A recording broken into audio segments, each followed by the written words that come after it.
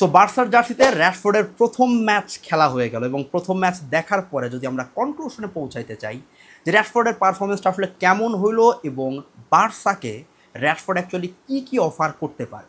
Obviously এটা খুব সহজ কোনো কাজ না, বিকজ 33 মিনিট খেলছে মাত্র এবং এই 33 মিনিটের পারফরমেন্স দিয়ে আপনি অ্যাকচুয়ালি কী বিচার বিবেচনা করবেন, কোন জায়গায় কনক্লুশনে যাবেন। যদি আমরা পরিসংখ্যানের দিকেও তাকাই, সবচাইতে হাইলাইটিং যে ব্যাপারটা হবে সেটা হচ্ছে একটা চান্স ক্রিয়েট করছে, দুটা লং বল দিছে, দ্যাটস দ্যাট। এর বাইরে খুব সিগনিফিক্যান্ট কোনো কিছু চোখে পড়বে না।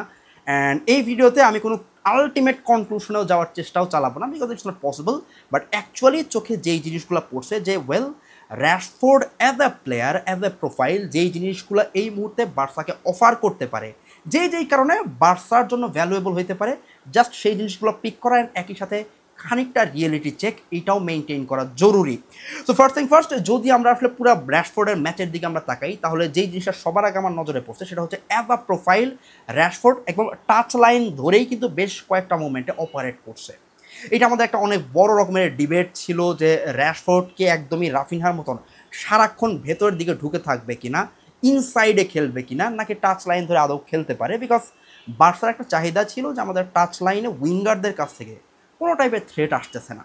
সো আমরা যে জিনিসটা দেখছি যে র‍্যাশফোর্ড বেশ কয়েকবার অ্যাটেম্প নিছে, একদম লেফট সাইডের টাচ লাইন ধরে অপারেট করতেছিল, এটা একটা ইম্পর্ট্যান্ট জিনিস। অ্যান্ড সবচেয়ে সিগনিফিক্যান্ট যে জিনিসটা আমার নজরে পড়ছে এবং আমার মনে হয় বার্সার জন্য স্টাইলিস্টিক্যালি অনেক বেশি কাজে দিবে, সেটা হচ্ছে বার্স্ট অফ পেস। হুট করে যে পেস বাড়ায় ফেলতে পারা এবং স্পেস যদি পায়, যেটা র‍্যাশফোর্ডকে বা র‍্যাশফোর্ডের ভালো খেলার জন্য মহা গুরুত্বপূর্ণ বলে আমার মনে হয়েছে। যে র‍্যাশফোর্ড যদি ভালো পারফর্ম করতে চায় তাহলে তার সামনে আসলে স্পেস দরকার হয়। অ্যান্ড বার্সার সেট আপের দিকে যদি আমরা তাকাই, তাহলে এই স্পেসটা কিন্তু লেফট সাইডে যেই খেলুক তারই পাবার কথা। এর কারণ অবভিয়াসলি লামিন ইয়ামাল, বিকজ ডান দিকে সে যখন খেলে, আমরা এটা বেশ কয়েকটা ম্যাচে গত সিজনেও দেখছি, প্রতি ম্যাচেরই কমন কাহিনী ছিল যে লামিনকে মার্ক করার জন্য একজন প্লেয়ার তো ফিক্স থাকেই, কখনো কখনো আমরা দেখছি 3 জনকেও লামিনের পেছনে মার্ক করার জন্য ব্যবহার করা হয়েছে। তো 2-3 জন প্লেয়ারকে যদি লামিনের পেছনে দেওয়া হয়, তাহলে অবভিয়াসলি লেফট সাইডে অনেকটা স্পেস ক্রিয়েট হবে এবং এই স্পেসের ফায়দা তুলতে পারার সক্ষমতা সম্পন্ন প্লেয়ার বার্সার দরকার ছিল। তো সেই প্রেক্ষাপট থেকে দেখলে অ্যাজ আ প্লেয়ার র‍্যাশফোর্ড যে কয়টা টাচ নিছে, যে কয়টা মুভমেন্ট দেখাইছে, এইখানে মনে হয়েছে যে ওয়েল এই জিনিসটা আমরা রিপিটেটিভলি দেখতে পাবো।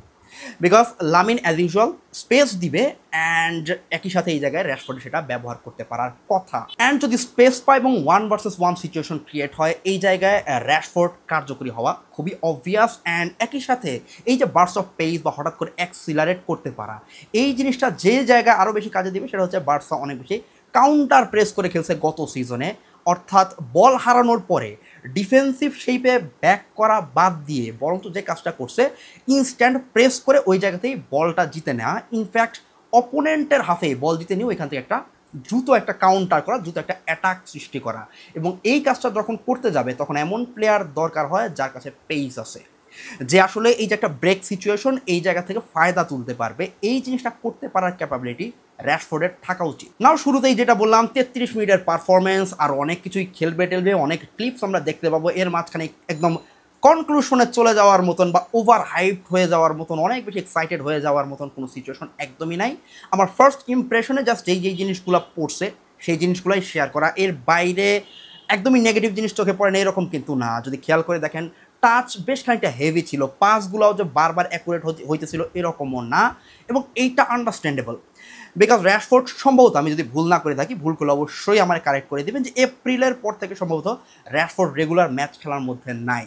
সো এই যে ম্যাচ শার্পনেস, এই জিনিসটা ফিরে পাইতে টাইম লাগারই কথা, খুবই অবভিয়াস। সো এই জায়গাতে পাসিং থেকে শুরু করে শুটিং থেকে শুরু করে প্রত্যেকটা জায়গায় 100% শার্পনেস, ওইটা আসতে খানিকটা টাইম লাগা খুবই অবভিয়াস। অ্যান্ড এই কুইক ভিডিওর যদি একদম লাস্ট পর্যায়ে চলে আসি, যেটা আমি বারবার বলতে চাই, সেটা হইতেছে হাইপ আমরা অনেক দিছি, এক্সাইটেডও আমরা, বাট এখনও পর্যন্ত র‍্যাশফোর্ড আমার কাছে জাস্ট একজন রোটেশনাল প্লেয়ার, যার মেইন দায়িত্ব হচ্ছে রাফিনহা এবং লামিনের কাছ থেকে এই যে ওয়ার্কলোড মিনিট এটা ম্যানেজ করার জন্য জাস্ট ওই সার্ভিসটুকু প্রোভাইড করা। এর বাইরে বেশ কিছু জিনিস করতে পারবে বলে আমি এক্সপেক্ট করি। সে এমন টাইপের প্লেয়ার যে হয়তো বা পুরো সিজন শেষে 10টা 15টা বা 20টা গোলে কন্ট্রিবিউশন রাখার সক্ষমতা রাখে, এবং এই জায়গায় ফ্লিকের আন্ডারে যে প্লেয়াররা খানিকটা এলিভেটেড পারফরমেন্স দেয় এই জিনিসটাকে বিবেচনায় না নিয়েই আমি বলতেছি যে আমরা যদি প্রিভিয়াস ট্র্যাক রেকর্ডগুলোর দিকে তাকায় দেখি ইউজুয়ালি র্যাশফোর্ড এইটুকু প্রোভাইড করতে পারার মতন সক্ষমতা রাখে। বাট এক্সপেকটেশন যদি চেকে রেখেও হিসাব করি I think we are good to go, যে রোটেশনাল প্লেয়ার হিসাবে